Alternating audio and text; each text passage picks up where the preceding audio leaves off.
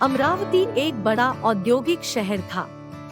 यहाँ के लोग अपने जीवन में खुशी और समृद्धि ढूंढ रहे थे। राहुल शर्मा इस शहर का एक साधारण कॉलेज छात्र था।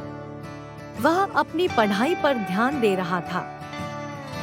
उसका सपना एक सफल वकील बनना था, लेकिन उसकी जिंदगी में एक दिन अचानक बड़ा बदलाव आ गया। शहर के सबसे बड़े औद्योगिक पताके विक्रम मल्होत्रा की असामयिक मृत्यु हो गई। बुजुर्ग मल्होत्रा इस शहर के विकास में महत्वपूर्ण भूमिका निभा रहे थे। उनका निधन पूरे अमरावती के लिए नुकसान था। लेकिन इस मृत्यु से बड़ा झटका राहुल को तब लगा जब उसे पता लगा कि विक्रम मल्होत्रा ने उसे ही अपना वारिस बनाया है।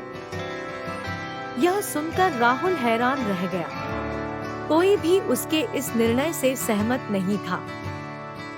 लेकिन आखिरी इच्छा पत्र में मल्होत्रा ने अपने विशाल संपत्ति का उत्तराधिकार राहुल को दे दिया था। अब राहुल को यह संपत्ति संभालनी थी। इस बीच मल्होत्रा के कुछ दुश्मनों ने भी इस निर्णय पर सवाल उठाए, विशेष रूप से राजेश कुमार नामक एक व्यापारी। राजेश पहले ही मल्होत्रा समूह से नाराज था, क्योंकि कुछ सौदों में उसकी हार हुई थी। अब उसे लगा कि वह इस मौके का फायदा उठा सकता है। उसने राहुल को धमकाना शुरू कर दिया।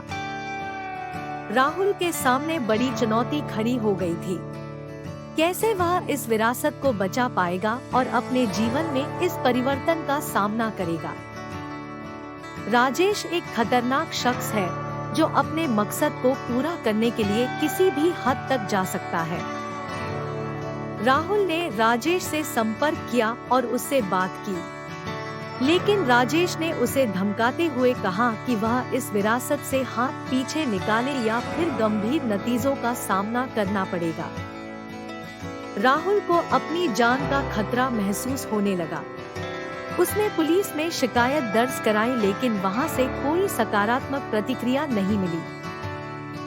राजेश ने पुलिस के कुछ अधिकारियों को भी अपनी ओर खींच लिया था। सबसे बुरा हाल ये था कि राहुल के परिवार वाले भी इस विरासत से परेशान थे। उन्हें डर था कि राजेश उन पर भी हमला कर सकता है। राहुल के पास अपने आप को और अपने परिवार को बचाने के लिए कोई विकल्प नजर नहीं आ रहा था। वह अकेला और बेसहारा महसूस कर रहा था। उसे समझ में नहीं आ रहा था कि विक्रम मल्होत्रा ने उसे अपना उत्तराधिकारी क्यों बनाया।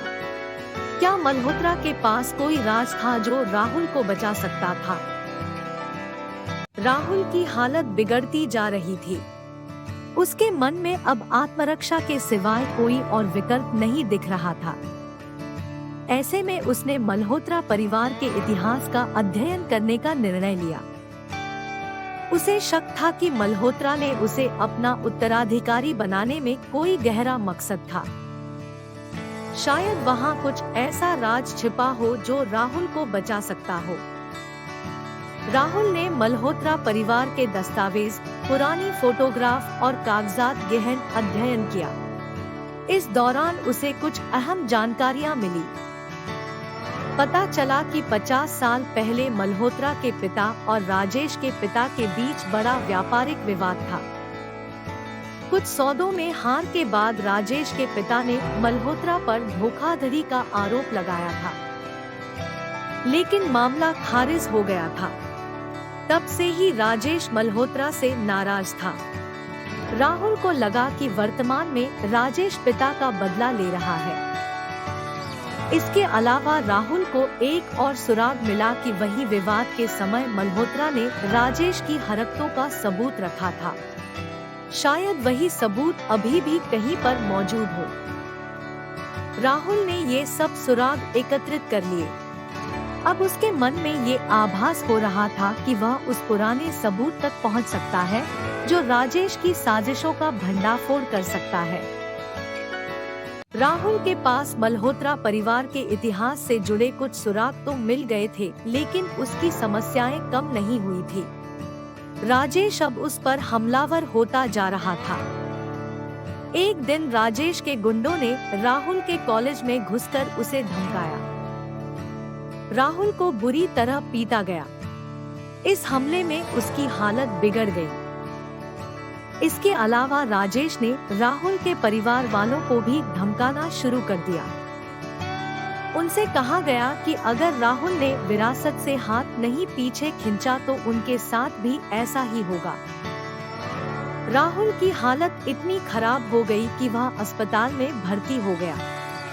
डॉक्टरों ने उसे कुछ हफ्तों के लिए आराम करने की सलाह दी, लेकिन इस दौरान भी राजेश ने राहुल की तबीयत पर खेलना जारी रखा।